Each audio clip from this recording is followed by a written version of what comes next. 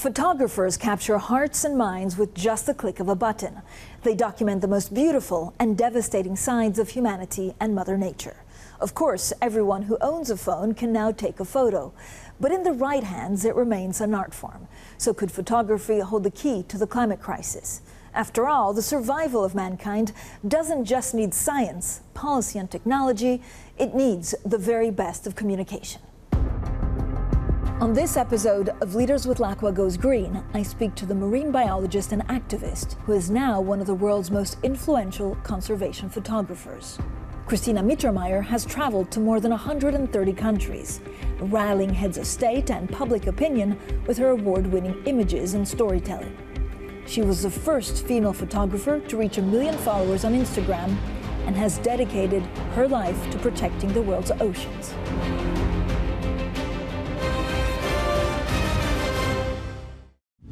Christina, thank you so much for joining us on Leaders. Who are you? You're a famous photographer, you're a conservationist, you're an activist. How would you define yourself? I think I'm just a human trying to figure out how to be a better steward of our little planet. I am a biochemical engineer by training. I studied marine biology, fisheries, aquaculture, and then I realized that the ocean is very much out of sight and it needs help. And so I became a photographer to be able to communicate with a larger audience.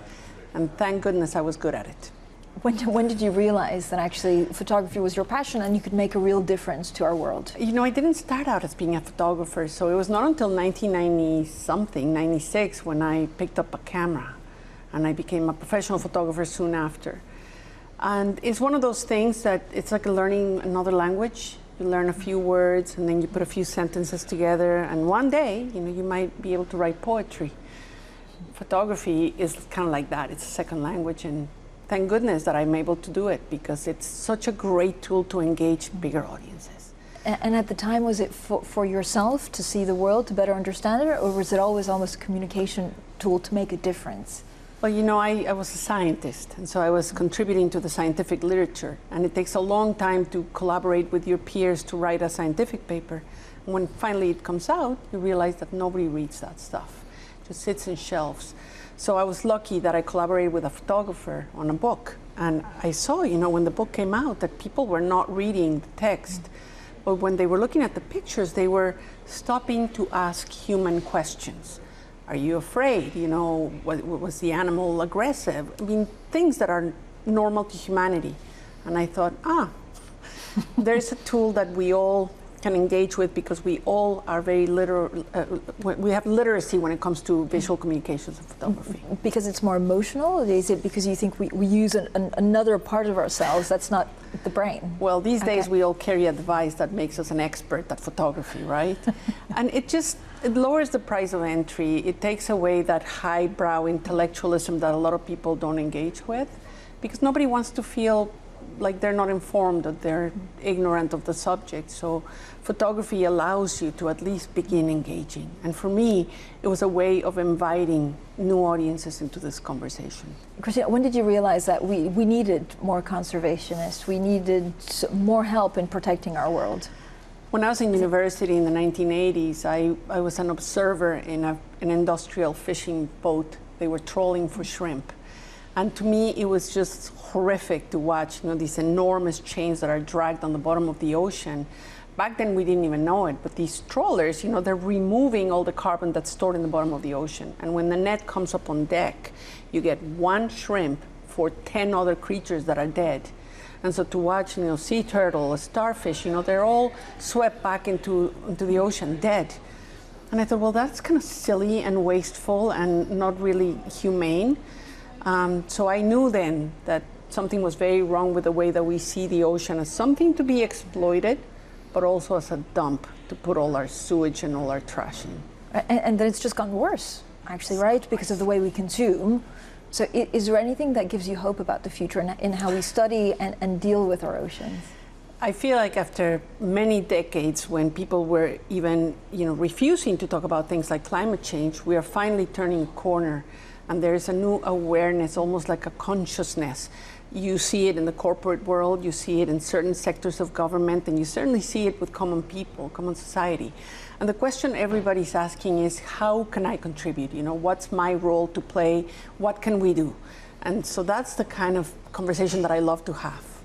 But is it really for the better? Because it feels like we take one step forwards, two steps backwards. It's a bit like the tango or the waltz at times. No, like, it is not for the better. We're in a very dire moment. I mean, when the scientific facts start coming out and we know that the ocean is the warmest it's ever been, and we see Canada burning, and you know, these storms that are becoming horrific, we know that things are not well.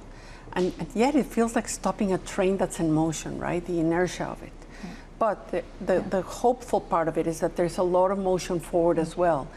I believe that storytelling is a very important part of keeping us motivated to move faster, because we need speed and we need scale at this moment. What have been some of the defining moments that you've seen it with your own eyes? In 2017, my husband and I were in the Arctic, and we came up on a polar bear that was in real trouble. You know, we first thought it was dead, but then it started moving, and we realized that this animal was in its last minutes of life.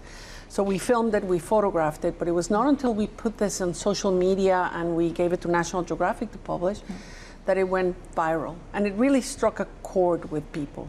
Over 2.5 billion people saw the footage and the photographs. It became one of Time Magazine's top 10 photographs. And the reaction was a mixed bag. That was very telling. There were people that were very grateful that we were doing something and telling the story. There were people that were very upset and clearly didn't understand a lot about the ecology of our planet. You know, they wanted to know, you know, could we put blankets on the bear? Could we take it to the vet? Could we feed it? And you're like, well, it eats 40 pounds of seal a day, you know. Anyway, but there was a third group that was very important, and that was the deniers. And when they came out swinging, and they had fake scientists, people who had never been to the Arctic, never seen a polar bear, and they were the experts on the panels. You start following the money trail and you realize, well, there's a group of special interests that is very well funded, and they have a lot of money for communications to tell their side of the story, and they want to keep the status quo of fossil fuels flowing. I asked myself, you know, we are the environmentalists, we're the people who care.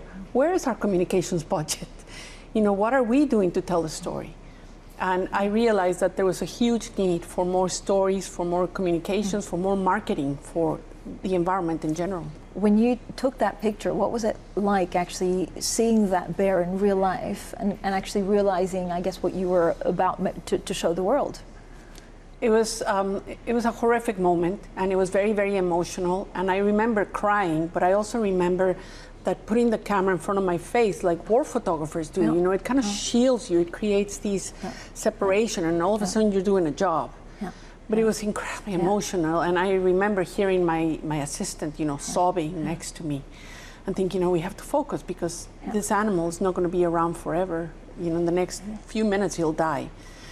I knew that it's a horrible thing to see an animal that's dead, but watching an animal that's in the process of dying is horrific. And I wanted people to stop just for a moment, because when we say that polar bears are going to disappear in the next, we used to say 100 years, now we're saying 50 years. This is how they're going to die. They're going to starve. They're not going to be able to hunt.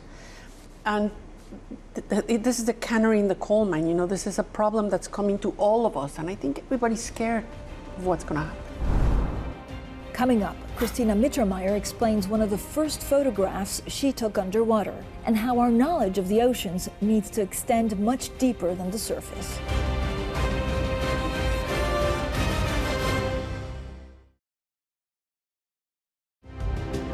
Christina Mittermeier is a marine biologist who's reached a global audience by swapping spreadsheets and laboratories for stunning images.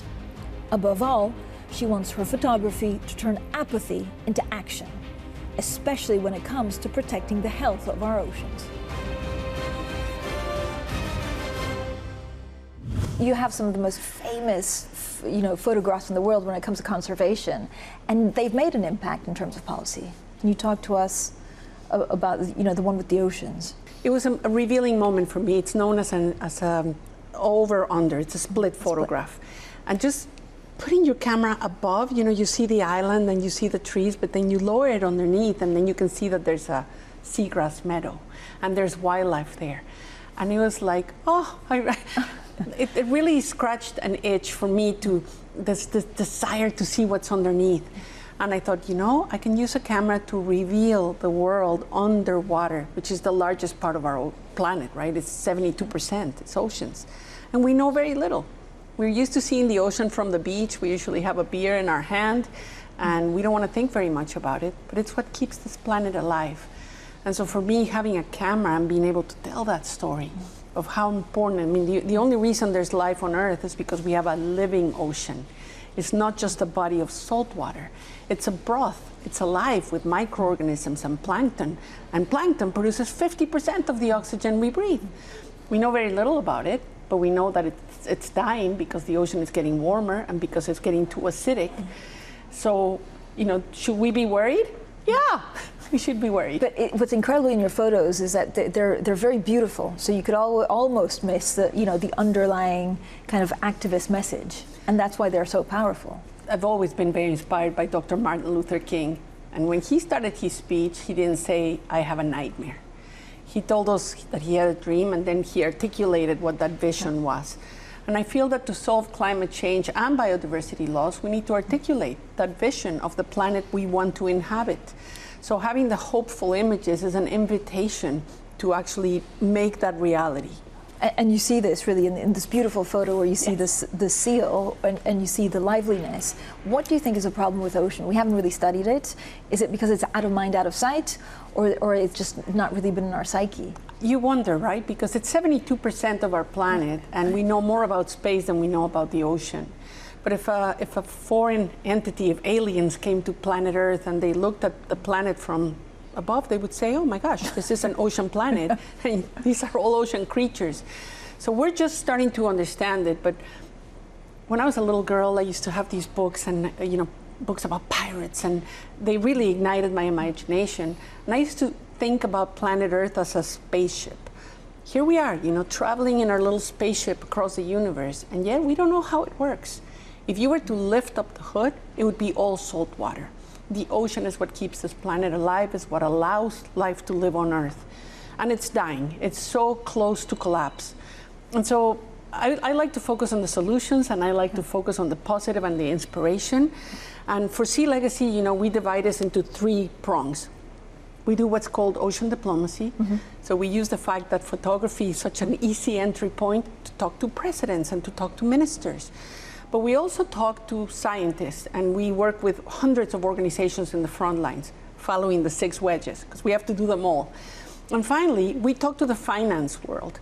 We need serious investment into the blue economy.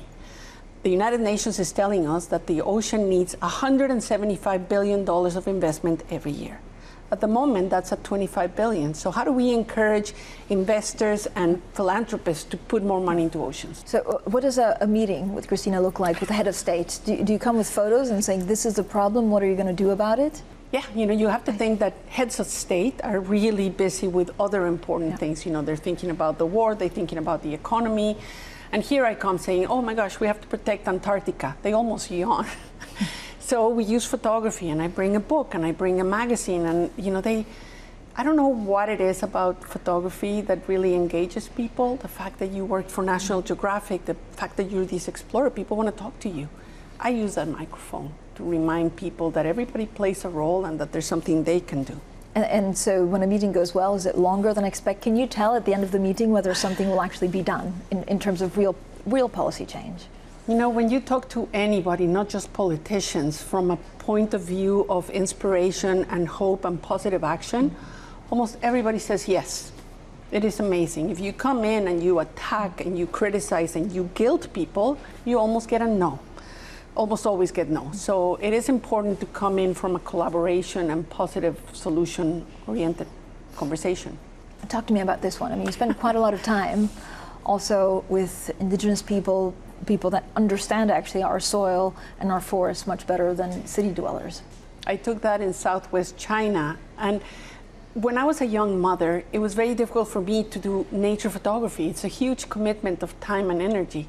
So instead I focused, I had my kids, so my ex-husband, who's a primatologist, would go and chase monkeys, and I would stay in the villages with the people. And it's amazing when you have young children, people just want to open their doors and help you with these little ones. And so I started taking pictures of people. And when you are given access to the intimate spaces where people live and to the knowledge and traditions of indigenous communities, you learn a lot. So what did you learn from, the indigenous people? Is it respect? I mean, if we just start from, respecting our surroundings, would that make us go a very long way in fixing climate change? This is such a good question, Francine, because I've spent so much time with indigenous people around the world, and there's this common framework of values, really, is what it is, that they all live by. And they've been living like that for a long time. So it's things like take only what you need and use everything you take. Share, because this greedy economy is something fairly new. The wealthiest person in a village is not the one that's hoarded the most wealth for himself, it's the one that gives back the most. And so from all of those values, I came up with this concept of enoughness, which is the understanding for yourself of how much is enough. When do you fill your cup? Because that's the only way that you can be happy. And when you have enough, you have to be able to give back enough to the community, to the planet. And it's as simple as that. What gives you hope right now? For me, the biggest thing is the fact that the media wants to talk about this. And we need that, we need to be present in the minds of people every day, every decision that you make, who you vote for, how you spend your money, what are we doing for our planet. Coming up, Christina Mittermeier discusses her huge global following on social media and the role it plays in her strategy to communicate and avert the climate crisis.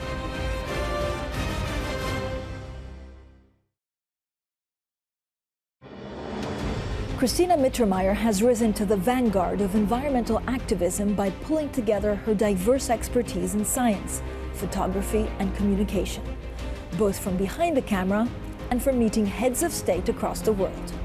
She tells me more about her audience, the power of storytelling, and how even climate change itself has a PR problem. But what's your relationship like with social media? Because you have 1.6 million followers, so you're getting the pictures out there. People love it. It, I'm sure, makes them act more responsibly. Yeah. But it could also influence consumers to consume more. Well, there's both, right? And in the beginning days of social media was amazing because here we were, having a conversation with all of these people, and people were commenting and asking questions, and I felt like we could publish these stories on our own without the intermediary of a media company. And then, of course, social media changed, and now we have the algorithm, and now they're trying to sell you everything. We try to be influencers for good, and we continue to use social media to communicate with a lot of people. I wish they would remove the algorithm for causes like environment and climate change so that more people could see the stories. That would be a good thing to do, Mark Zuckerberg. But if you're listening. If he's listening. But the truth of the matter is that social media continues to be an important way of our communication strategy. And we have many more. Earned media is back to being really important. Having this conversation with you to me is really important. I'm grateful. Who do you think has changed really the debate we're having? And I know that we talk a lot more about fossil fuel and the energy transition as being difficult because of the war in Ukraine, but we've also had climate change champions like Greta. Has she made a difference to your world? I think Greta made a huge difference because she really galvanized a moment in society. What she didn't have was a place for her followers to continue the work, once they went back home. And that's a huge part of what we want to do with Sea Legacy. Come and help us protect the oceans from your office, from your school, donate to a project in the front lines. I would love to build the first super philanthropist, 1 billion people donating $1 a month. We could really fund a lot of solutions. So yeah, people like Greta, but there's been many, many activists that have done an incredible job, and now it's becoming more mainstream. So that's the thing that really has changed. What makes you sad when you look at change, and when you go back to a place that you photographed and it's changed, either for the best or for the worst? Is it very emotional, or again, do you have that lens of having a camera between you and the subject? I think there's nothing more painful than going back to a place that has changed so dramatically that it's hard to recognize. I'm an empath, and I really, really struggle with human suffering and with animal suffering. And you see two types of corporations. The ones that are trying to make the planet a better place and they're changing the way that they operate, the way they communicate, and the ones that are still leaning in the status quo, you know, to continue doing the bad things that they were doing. And there's a battle, right, of the good and the evil, and we are hoping that one of them is going to win. I mean, does a chief executive have to have a voice actually on climate change in 2023? Most certainly, yes. I think it really comes from leadership. Think about this for a second. Of the 90 largest economies on the planet, 60 are companies and 30 are countries. So does corporate world have something to do with it? Absolutely. And I think real leadership at the corporate level is a huge part of the solution. So I feel like part of my job is encouraging corporate leaders to make these investments. And it's not just sustainability, it's not just making sure that your footprint of your company is net zero. It's making additional contributions, because biodiversity, there's no market for pandas or frogs, you know. We still need to protect them. Does climate change have a PR problem in 2023? Should we call it something else so that we act quicker? I think so. I think climate change makes you think about something that's in the future, something that's polarized. What it really is, it's a carbon pollution problem. And we have an excess of carbon in the atmosphere, and we need to get rid of it. That's simple as that. It's killing our children, it's killing the forest, it's killing the ocean.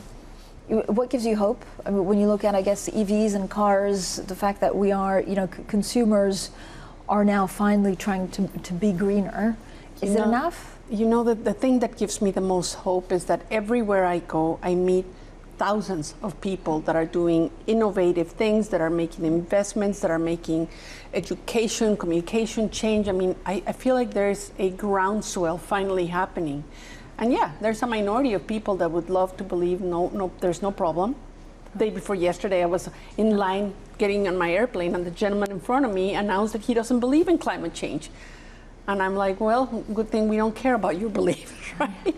It is a big problem, and we need to start making it socially unacceptable to be one of those deniers. Have you ever changed anyone's mind? I have. One of the most precious moments in my career as a speaker was the gentleman that came up to the podium and said, you know, I didn't believe climate change was a problem until I heard you speak. And it is a human interaction problem. So people ask me, what can I do? I'm like, talk to your neighbors, talk to your family, talk to your teachers. Let them know that you're scared, that you're concerned, that this is not a political stand. You know, it's a survival one. You're a real leader in this field. Are you ever fed up and say, actually, I'm doing progress, but it's so slow, I want to give up? And what do you think about in those moments? Or who do you think about? I mean, how sad would it be if the general in an army decides that it's time to sit it out? You know, you don't get that opportunity. Mm-hmm.